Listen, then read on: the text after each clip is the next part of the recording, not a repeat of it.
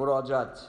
Əziz Azərbaycanlı vətəndaşlar, təxminən 30 il Ermənistan işğalında qalan Azərbaycan torpaqları 44 günlük təhmili savaş nəticəsində düşməndən təmizləndi. Təəssüflə bu müddətdə İran İslam rejiminin Ermənistandan hər tərəfli himayəsi və milyardlar dollarlıq çeşitli Rus silahları İran vasitəsilə düşmən ölkəsinə aparıldı. Məhz 3000 nəfər əskər və dinc insan canlarını əldən vermiş və minlər nəfər yaralı və qazi 2-ci Qarabağ müharibəsinin ağır faciəsidir. Və Ermənistan tərəfinin itkisi də qat-qat bundan artıqdır. Tarixi missiyasını şərəflə yerinə yetirən Azərbaycanın mücəffər ordusu bugün sərhədlərini bərpa edərkən, Azərbaycan qələbəsindən rahatsız olan İran İslam hakimiyyəti müxtəlif bəhanələr ilə keçən günlərdə Azərbaycan sərhədlərinə qoşun yığıb və hərbi təlimlər keçirməyə məşğul olmuşdur.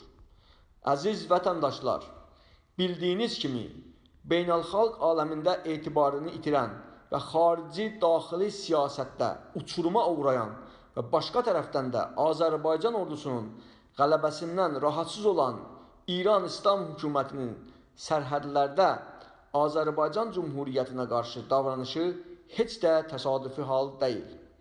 Onlar çalışır, məntəqədə yeni bir böhranlar yaratmaqla aşağıdakı hədəflərinə nail olsunlar. 1. İranda vətənpərvərlik duyğusu ilə bütün cəmiyyətin rəğbətini qazanaraq hakimiyyətin ömrünü çoxaltsın. 2. Ermənistana moral versin. 3. Azərbaycan Cümhuriyyətinə hərbə qorxu gəlsin. 4. Güney Azərbaycan türklərini qıcıqlandıraraq onları vaxtı və şəraiti yetmədən hədəfsiz bir hərəkata yönətsin. Beləliklə, milli fəallarımıza təzyiqləri və baskıları artırsın.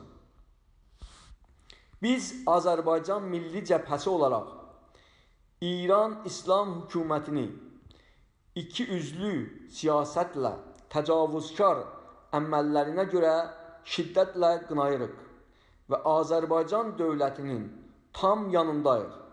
Bugün İran silahlı qüvvələrində olan Azərbaycanlılara üz tutub deyirik ki, İslam donuna bürünmüş İran rejiminə vaxtında yox deyin.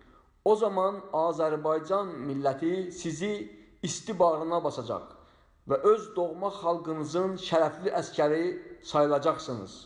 O günə çox qalmayır. Azərbaycan Milli Cəbhəsi 3 oktober 2021 Malmö, İsveç.